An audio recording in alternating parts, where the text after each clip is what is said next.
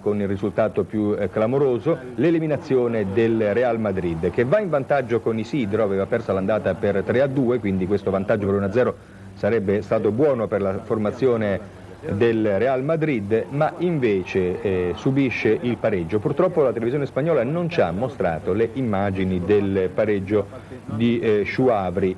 Vedremo invece un altro gol dello Sparta, ma è un gol che viene annullato e le immagini stesse ci confermano la giustezza della decisione del direttore di gara di non convalidare questo gol. Tuttavia ci sarà poi ugualmente un gol valido da parte di Schuavri e sarà quello il gol che, fissando il punteggio sull'1-1, decreta la sorprendente, clamorosa eliminazione del Real Madrid, un'altra grande degli anni 60, come l'Ajax, come lo stesso Inter, che si trovano un po' in difficoltà. Questo è il gol annullato, comunque Real Madrid e Sparta.